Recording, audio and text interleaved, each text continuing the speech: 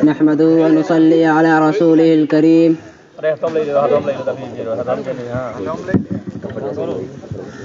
أما بعد، أعوذ بالله من الشيطان الرجيم. بسم الله الرحمن الرحيم. إن تنصروا الله ينصركم ويثبت أقدامكم. وقال في موضع آخر: ولا تهنوا ولا تحزنوا وأنتم الأعلون إن كنتم مؤمنين. صدق اللہ العظیم. جب گلستان کو خوں کی ضرورت پڑی، سب سے پہلے ہی گردن ہماری کٹی.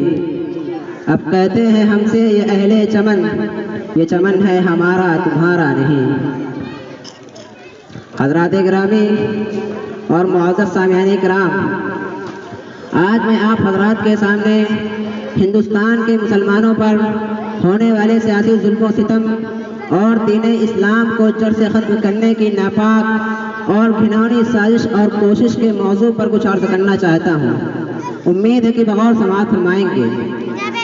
وہ ہندوستان جس کی حریت کے بعد کو مسلمانوں نے اپنے خون جگر سے سینچا تھا، وہ ہندوستان جس کی آزادی کے خاطر بحرے نہ آشنائے ساحل میں کود پڑے تھے اور موجوں سے کھیلتے ہوئے مجدار تک جا پہنچے، بے پناہ قربانیوں کے ذریعے اس کو پروان پر چڑھایا تھا.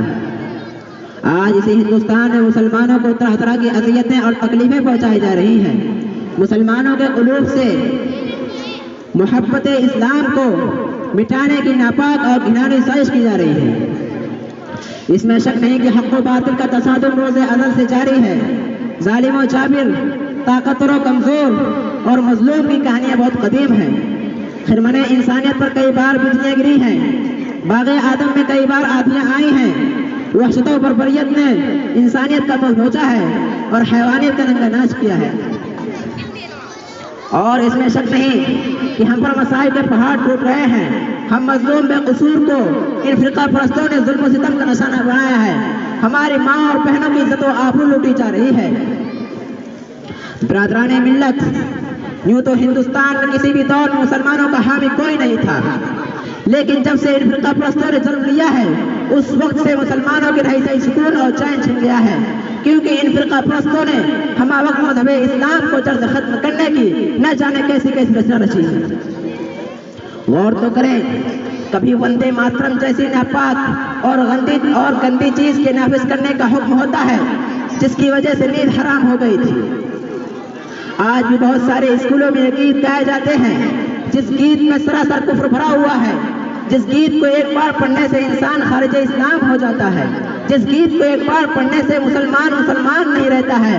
آج وہی گیت ہندوستان کے مدارس و مکاتب میں پڑھنے کے لیے بچوں کو مجبور کیا جا رہا ہے. آج ہندوستان کے مدارس و مکاتب کو دہشت گردی کا اڈہ قرار دیا جا رہا ہے اور یہ الزام لگایا جا رہا ہے کہ جتنے فسادات ہو رہے ہیں ان کے پیش لیڈر یہ ملا ہے، اس لیے پہلے ان کو ختم کیا جائے. اور اس کی آسان صورت نکالی گئی کہ اب مسلمان کسی بھی مدارس و مکاتب کو نہیں بنا سکتے. لیکن شاید ان کو معلوم نہیں کہ مسلمانوں کی جب تک سانس چلتی رہے گی اس وقت تک دین اسلام پر اور مدارس و مکاتب پر کسی طرح کی آنچ نہ آنے دیں گے. ہم تمہاری دھمکیوں سے خوف کھا سکتے نہیں، ہم تمہاری دھمکیوں سے خوف کھا سکتے نہیں. ظلم کے آگے ہم اپنا سر جھکا سکتے نہیں. ہے یہی تاریخ اپنی، ہے یہی اپنا فلسفہ. ہم زمانے میں دبانے سے ابھرتے ہیں صدا. حضرات گرامی، اگر وطن ہماری جان مانگے تو جان دے دیں گے، اگر وطن ہمارا مال مانگے تو مال دے دیں گے، اگر وطن ہماری اولاد مانگے تو اولاد دے دیں گے، اگر وطن ہمارا تن من دھن مانگے سب کچھ دیں گے. لیکن یہ نہیں ہو سکتا کہ مسلمان نبی کی چاہو جلال دے، مسلمان آخرت کو چھوڑ کر دنیا کو ترجیح دے. حضرات، آپ لوگوں کو وہ تاریخ یاد ہوگی کہ انگریزوں کی ظلم و زیادتی جب حد سے آگے بڑھی اور انہوں نے اسلامی قلعہ کو مسمار کر کے اس پر تخصیصی عقیدے کی بنیاد رکھنا چاہا تو سب سے پہلے شاہ عبدالعزیز محدث دہلوی رحمۃ اللہ علیہ میدان جہاد میں پیش کود پڑے اور افضل الجہاد کلمۃ حق عند سلطان جائر کے جذبہ پیکرا سے سرشار ہو کر ہندوستان کے دارالحرب ہونے کا فتویٰ دیا اور انگریزوں کے خلاف بہت جنگ قائم کیا اور اس بات کا تہیہ کر لیا کہ غلامی کی زنجیر کے ٹکڑے ٹکڑے کر کے ہی جس کے نتیجے میں مسلمان کو مصائب و مشکلات کے کن کن دشوار گزار گھاٹیوں اور وادیوں سے گزرنا پڑا، وہ تاریخ کا ایک لمحہ باغ ہے۔ شاعر کہتا ہے ٹل نہ سکتے تھے اگر جنگ میں اڑ جاتے تھے، پاؤں شیروں کی بھی میدان سے اکھڑ جاتے تھے، مجھ سے سرکش ہوا کوئی تو بگڑ جاتے تھے، تیغ کیا چیز ہم دوب سے لڑ جاتے تھے۔ حضرات گرامی، وہ ٹیپو سلطان ہی کی ذات تھی جس نے یہ کہہ کر کہ شیر کی ایک دن کی زندگی گیدڑ کی 100 برس کی زندگی سے بہتر ہے، لوگوں کی رگے مردہ میں آزادی کی برقی لہر دوڑا دی تھی اور خود بھی انگریزوں کے خلاف برسر پیکار رہے، یہاں تک کہ میسور کی دھرتی پر خون کا آخری قطرہ بھی آزادی کی خاطر بہا کر شہید ہو گئے۔ اگر یہ مسلم قائدین کا قافلہ غلام ہندوستان کے پرپیچ اور بھیانک جنگل میں آزادی کی شاہراہ بنانے کی غرض سے سرگرم سپرنا ہوتا تو یہ تنگ نظر احسان فراموش غدار جو ہم سے وفاداری کی صورت مانگتے ہیں، میں ان غداروں سے کہتا ہوں اگر ہم ہیں غدار تو پابند وفا تم بھی نہیں، اگر ہم ہیں غدار تو پابند وفا تم بھی نہیں، اپنی کثرت میں نہ اتراؤ خدا تم بھی نہیں۔ حضرات گرامی، یہ فرقہ پرست کبھی بھی اس ملک کو آزاد نہیں کرا سکتے۔ آپ حضرات مجھ کو بتائیں کیا مسلمانوں نے جنگ آزادی اس لیے لڑی تھی کہ وہ حکومت کریں؟ کیا مسلمانوں نے اپنا خون اس لیے بہایا تھا کہ وہ صاحب اقتدار ہو جائیں؟ کیا مسلمانوں نے اپنے جسم پر زخم اس لیے کھائے تھے کہ وہ حاکم بنے؟ نہیں، ہرگز نہیں، بلکہ اسلام کو برقرار رکھنے کے لیے، دین کو برقرار رکھنے کے لیے، ایمان کو برقرار رکھنے کے لیے، توحید و انسانیت کو برقرار رکھنے کے لیے، ہندوستانیوں کو غلامی کی زنجیر سے آزاد کرانے کے لیے اور ہندوستان میں امن و صلح باقی رکھنے کے لیے۔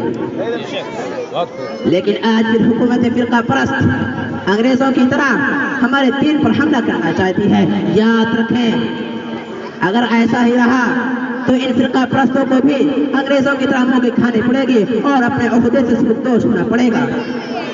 کسی شاعر نے کیا یہ خوب کہا ہے، کوئی کر صلح کے پھولوں کو پیروں سے کچل ڈالے، کوئی کر صلح کے پھولوں کو پیروں سے کچل ڈالے تو شاخ گل کی ہر پتی پر قتل عام لکھ دینا۔